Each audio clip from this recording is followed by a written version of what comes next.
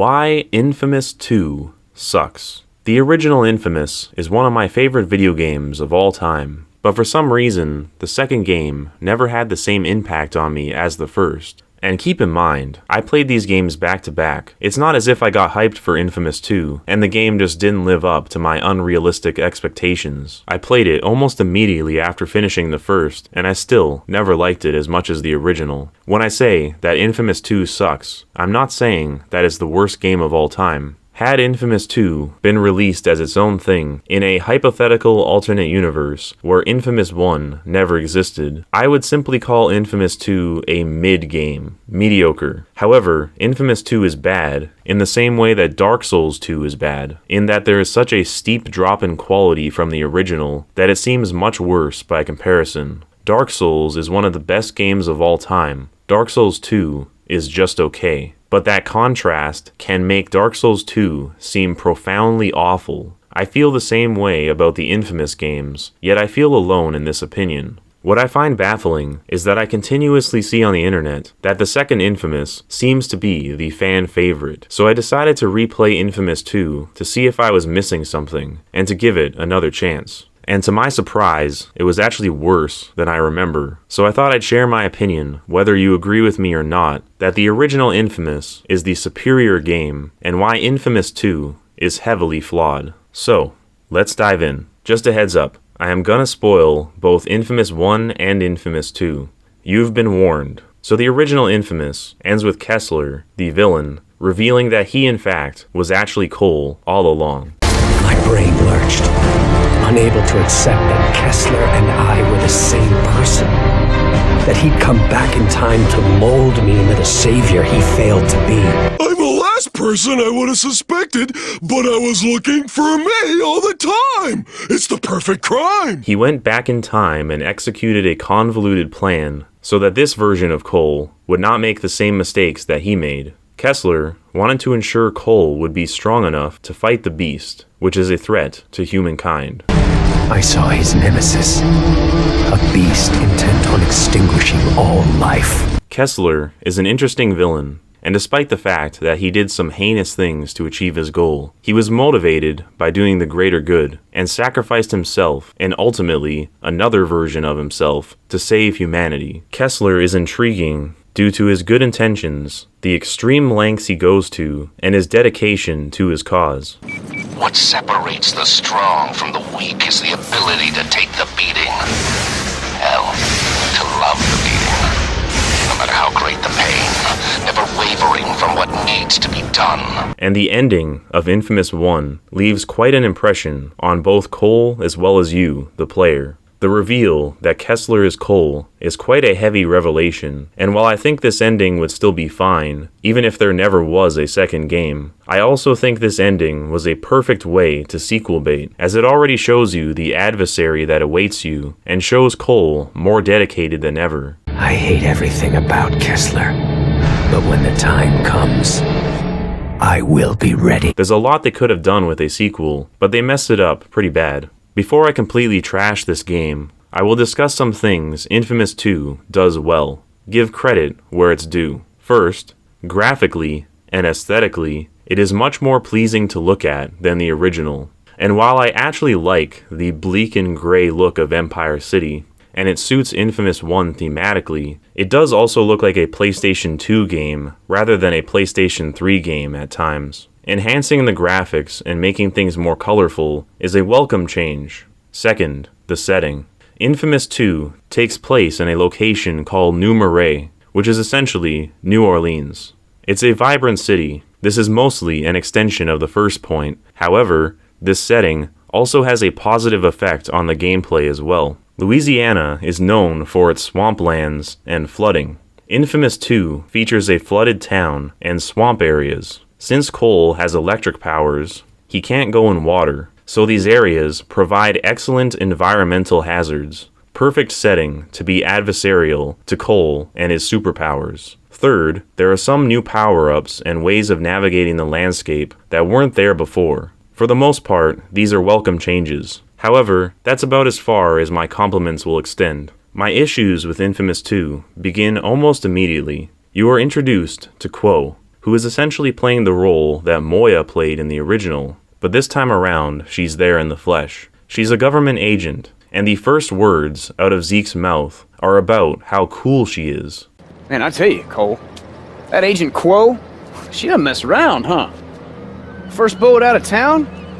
Chick's got some connections. Who is this character, and where is Zeke? It's actually impressive how quickly Infamous 2 ruins Zeke's character. Zeke's entire thing, besides being the comic relief character to contrast Cole's seriousness, is that Zeke is a conspiracy theorist. In Infamous 1, the second Zeke finds out that Cole is working with a government agent, that being Moya, he tells Cole not to trust her.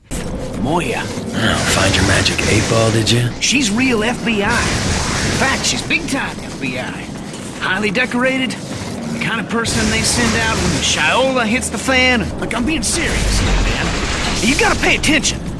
Now, DARPA is the mother lode of Black Ops crap. It's this secret Pentagon group that doesn't answer to anybody.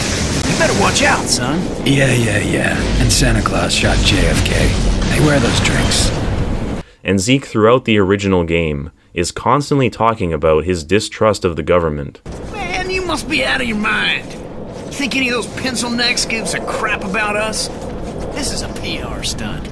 And the interesting twist is that Zeke actually turns out to be right, despite the fact that Cole had dismissed Zeke as crazy for the majority of the game. So not only does it completely go against Zeke's character to so easily cooperate with Quo and to find her cool, no less, but if anything, Zeke's beliefs were vindicated by the events of the first game, and he should be more skeptical of the government. But no, he's just completely cool with going along with everything and thinks that Quo is super neat. Not that you care, but I think you're okay. They also managed to ruin Cole's character as well. He is a completely different person. For some reason, Cole isn't serious anymore and is cracking jokes left and right. And they even changed his voice to reflect this tonal shift in his character. So he's not like your significantly older boyfriend or something like that? This is jarring given the events we have previously witnessed. Not only does Cole have the revelation about Kessler to reflect on, but he also sees the beast firsthand in the opening minutes of the game. Cole should be more serious than ever before. The gravity of the situation should be weighing heavily on Cole's mind. But instead, Cole just seems to be going through the motions. Both Cole and Zeke have extreme pressure to double down on their core personality traits. Cole should be dead serious, and his concern should be solely on destroying the beast. And he should have far less tolerance for foolishness, particularly from Zeke, since he's not even sure if he can trust him after he betrayed him in the first game. To their credit, they do briefly bring this up, but I still think Cole is way too trusting, given the events of Infamous 1. I could perhaps understand Cole forgiving Zeke, but Cole should absolutely not trust Quo. Yet here he is, cracking jokes and hitting on her. And Zeke should definitely still hate the government, with even more passion than ever. What's more baffling, however, is that Quo and the government are viewed as earnest good guys. In the first game, the government quarantined people on the island of Empire City, and even go as far as to shoot down people escaping and label them as terrorists. They enact complete and utter tyranny, and then use propaganda to cover up their actions. Shocking news tonight of a callous and unprovoked attack by terrorists seeking to break through the quarantine and cross Stampton Bridge. Their goal was simple: spread the plague to the mainland. It was only because of the efforts of the heroic men and women of the CDC that this vicious attack was repelled, thus preserving the quarantine. US TV has learned that as a result of this event, the CDC will be positioning additional forces along the quarantine lines and increasing the number of both boat and air patrols. Citizens are encouraged to cooperate with CDC soldiers. It's eerie, isn't it? Like looking into the future. Yet, in Infamous 2, Quo, a government agent, is just a good guy. We're not expected to distrust her. They just completely drop an entire thing that was interesting in the original game. There's a whole meta-narrative about the government and how they are using Cole and then lying about everything through the media. It's actually impressive and well done. The government are not portrayed this way in Infamous 2. The government's only role here is as a plot device to help Cole. There's no nuanced subplot about government deception and manipulation. It's as if Infamous 2 has amnesia about the events of the first game. I'm not sure what's more baffling, that Cole and Zeke wholeheartedly trust a government agent, or that she is actually, unironically, supposed to be trustworthy in-universe. Not only Cole and Zeke, but we too, the player, are meant to just go along with all of this. It completely goes against what the original Infamous was about thematically. So Infamous 2 is already bad within the first 5 minutes. The main characters don't even seem to be interested in taking anything seriously, and there is absolutely no continuity between the first game and the second game. This might as well be another game completely, because this certainly is not Infamous. Gentlemen, I don't think that you understand the scope of what is going on here. So, how is the gameplay itself? Honestly, a bit boring. A lot of the enemies you fight are swamp monsters, and most of them are bullet sponges. You lob grenade after grenade at them, and they just won't die. And it's not challenging at all, it's just monotonous. There's one type of swamp monster that burrows underground, and when it does this, it is invulnerable to damage, so you just have to wait for it to resurface. And every single time you kill a swamp monster, the game jarringly cuts abruptly to a cutscene of it dying.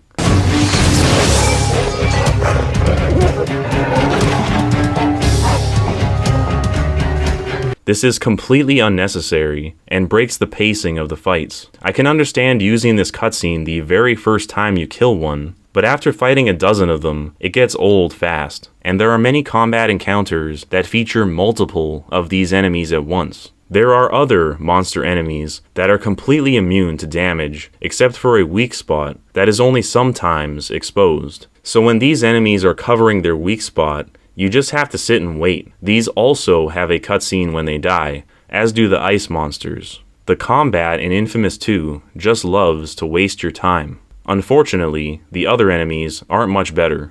In Infamous 1, the environments were key in the fights. There were interesting set pieces that made each encounter unique. You had to approach every scenario somewhat strategically and avoid allowing the enemies to flank you. There was great use of verticality and lots of things to take cover behind. But in Infamous 2, many of the arenas you fight in are wide open spaces, which means you are almost always exposed to enemy fire. In addition to this, there are far too many enemies. The combination of these elements make these battles really sloppy. You kinda just run around and lob grenades and hope for the best. The game even gives you an ability to launch a tornado, which basically destroys all the enemies in front of you. This makes these fights a total joke, but it seems necessary to use this ability because there are just too many enemies to deal with. It is impossible to play strategically due to constantly being out in the open, but even if you could play strategically, why would you, when a single button press can eliminate every enemy on screen? But even if you opted to never use the tornado ability, the game is still far easier than the original. It doesn't seem like the areas were designed with combat in mind, but rather that they put enemies in random locations for you to fight, regardless if it even works with the gameplay or not. Every combat encounter feels almost exactly the same.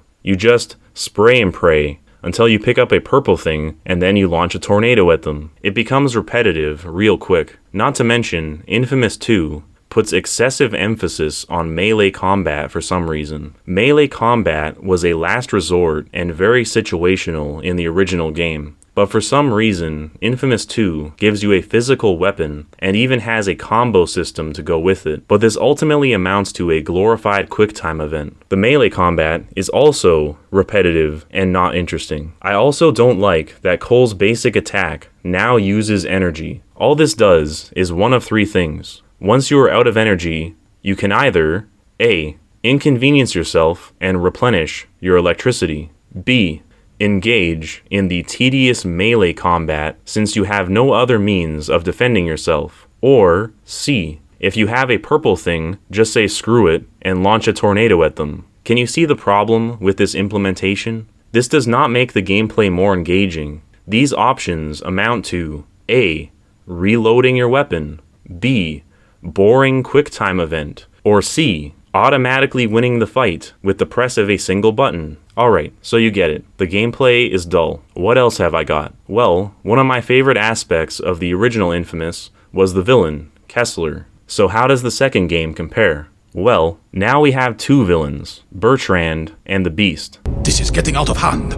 Now there are two of them. Let's start with Bertrand. Bertrand is the least interesting villain I have ever encountered in a video game. He is simply a walking straw man of a right-winger. He hits every single stereotype imaginable. He's a bigoted southerner. He's a fascist dictator. He's a fundamentalist religious fanatic ranting about purity. And he's a hypocrite as he advocates the genocide of the conduits despite secretly being one himself, which I have, no joke, literally heard another reviewer compare to a homophobe who is secretly gay himself. Bertrand is a literal parody of right-wing stereotypes. There's no interesting exploration of his character or his ideas. He is just generic bad guy. It is so on the nose that it could be comedic, but it's played completely straight. Bertrand is a cliché and is not a thought-provoking adversary whatsoever. Kessler had some intrigue to him, but Bertrand is not intended to make you question yourself morally. Kessler gives you something to reflect on after he dies, but Bertrand is not presented with any redeemable qualities. There is never any point that Bertrand or his faction are ever shown to have any good intentions or reason to justify their actions. They're just evil for the sake of evil. For instance, in the first game, the city is overrun by criminals. This is a scenario that could necessitate some sort of authoritarian takeover. That could at least make it understandable why the people support Bertrand, but instead, New Marais is portrayed as formerly being party central. It was just a fun time drinking at Mardi Gras, and then one day, for no reason at all, the evil hockey mask wearing Confederate fascists took over. It's so cartoonishly simplistic. The place was lawless.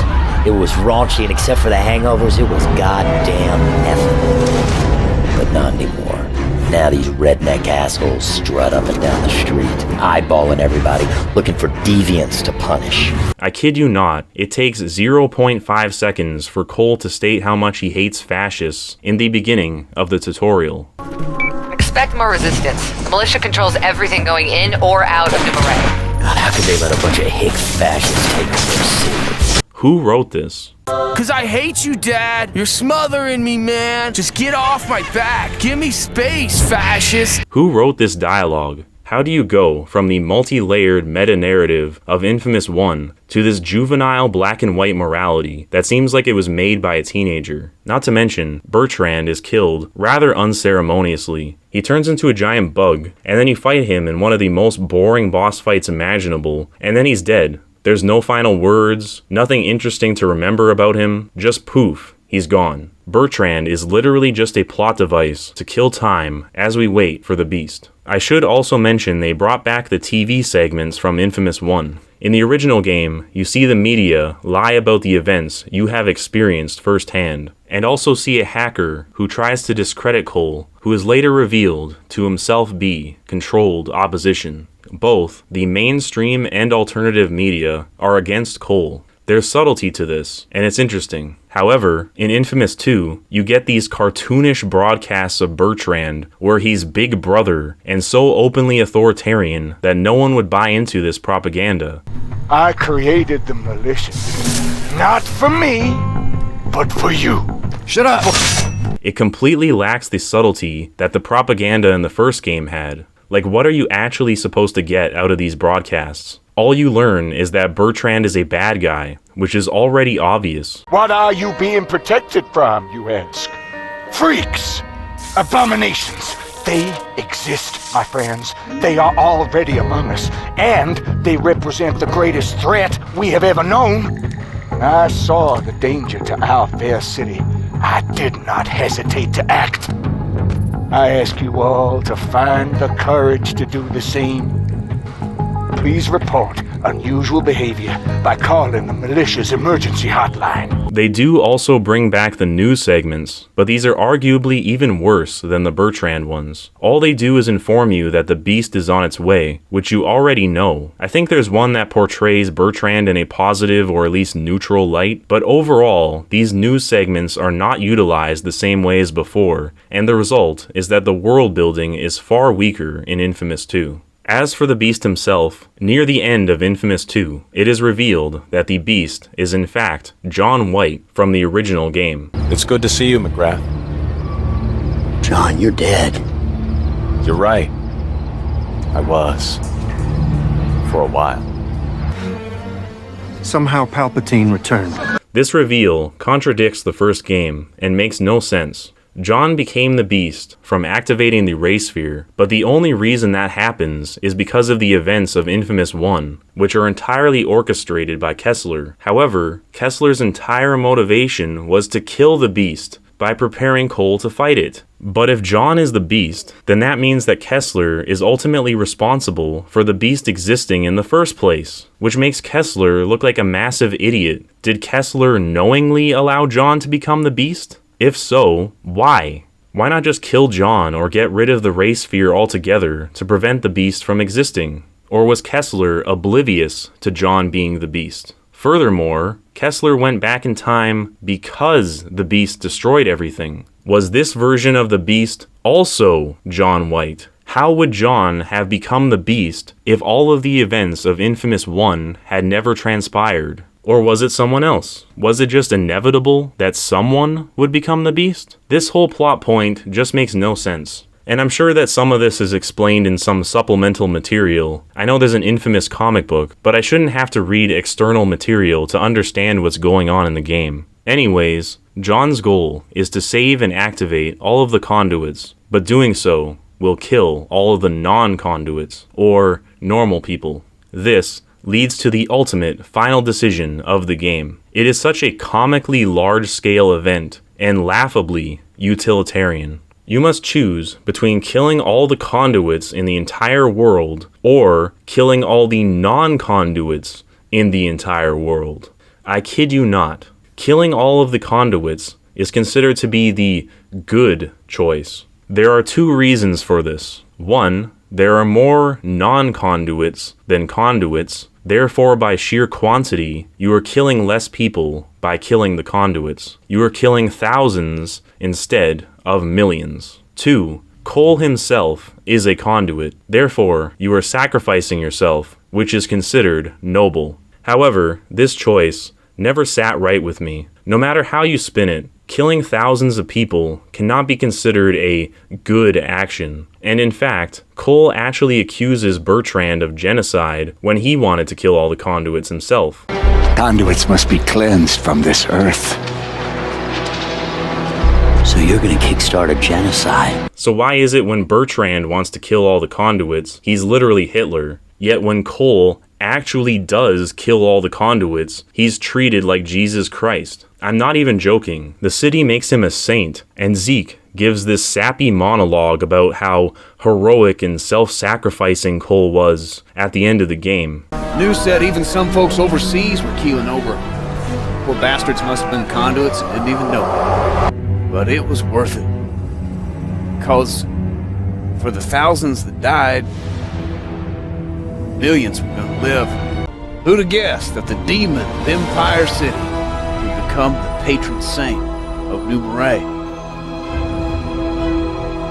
We're just completely overlooking the mass murder that Cole committed in the process. The ultimate irony is that despite painting Bertrand as this cartoony, mustache-twirling villain, in the end, the good and noble choice, according to the game itself, is to do exactly what Bertrand wanted to do all along. What a garbage story. What a story, Mark. Yeah, you can say that again. Now that could have been interesting if they brought attention to this contradiction. Imagine how different the ending would hit if they also made Bertrand a saint at the end too, and the people celebrated both Cole and Bertrand as the self-sacrificing heroes that eradicated the conduit menace, making you realize how easy it is to justify genocide as a good and noble cause. Now that would have been an interesting ending. But no, I don't think Infamous 2 has any self-awareness. It's just Bertrand bad, Cole good, even when they do the exact same thing. I cannot overstate how awful the story is, and I'm not even finished. There are two conduits who help you throughout the story, Agent Quo and Nyx, and it's funny how they are blatantly supposed to represent good and evil. In Infamous 1, Trish and Zeke were sort of representations of good and evil respectively, the angel and devil on Cole's shoulders. but at least there was some subtlety and nuance there. In Infamous 2, they are literally color-coded as blue and red, which are the definitive colors of the good and evil choices, not to mention just generally associated with good and evil, broadly speaking. And what are these character designs? They look like cartoon characters, as if they were designed to be fetish fuel for DeviantArt, and they aren't exactly the most compelling characters either. Quo has as much personality as a block of wood, and Nyx is just pure cringe. Well, you like pretty? That's all yours. All you gotta do is help me break a few crackers. You look like a real damsel in distress. It ain't about needing help. I just want a little company. Literally every character in this game exists as a plot device, yet there is so little plot in the game to begin with. Even Zeke has this moment where he joins the militia to be a double agent, but nothing ever comes of this. You join the militia? Oh, it's more like a Zeke Dunbar. Double agent. You get it? I'm a spy. The only reason this is in the game is so that Zeke can give you info that he shouldn't have access to. Realistically, Zeke should have been found out by the militia, unless you want to argue that Zeke would be a master spy, but somehow, I doubt that. They should have had Bertrand use Zeke somehow, either by giving him false info to lead them into a trap, or by holding Zeke hostage in order to lure in Cole, mirroring the first game. They could even have Cole very conflicted about the idea of saving Zeke again. That could have been interesting. But they do absolutely nothing at all with this double agent plot. Zeke might as well have just found a folder on the ground with a bunch of information about the militia, and it would accomplish the same thing. So yeah, the characters and plot are just awful. Now when I replayed this recently, I finished the main game. I realized how underwhelming the final boss is, especially considering how hyped up this was. Not only was the whole first game preparing you for this moment,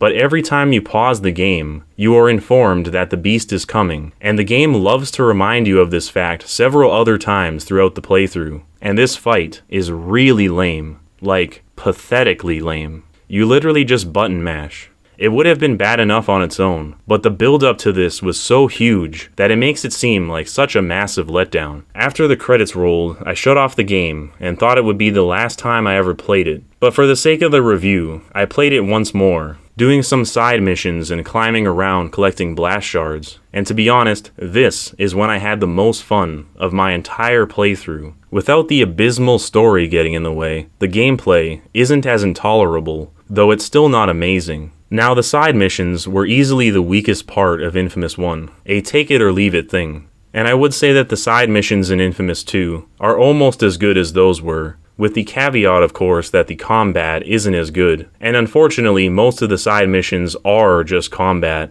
whereas in the original game, the side missions were far more varied and more focused on traversal and puzzles than combat. So yes, even the worst part of the original was still better than it is here. But I will admit, I still did have some fun with it. The core Infamous gameplay is so strong that even an inferior version is still sometimes enjoyable. But I highly suspect that this will end up being my final playthrough of Infamous 2. I have little interest in replaying it again. The story and characters are just dreadful compared to the original. While the setting and aesthetics are fun and visually appealing, the world building is hollow, and the combat is severely lacking, repetitive, and mindless. There may be some fun to be had if you ignore the main story missions, but overall, Infamous 2 is a worse game than Infamous 1 in almost every conceivable way. I don't normally talk about things I dislike on this channel, but it just irks me that this is considered to be the superior game when I believe that to be completely wrong. In a way, this video is a love letter to the original, which did so many things right, and is quite often overlooked. So that's the main takeaway here. Like, comment, subscribe, love to hear your feedback. Our acculturation continues. I thought this would be the end. That once Kessler and the Ray Sphere were gone, my life would go back to normal. But now I understand that this is my life, that there's no going back, that the gift of these powers will be my burden until the day I die. I've never been more alone. Penal code.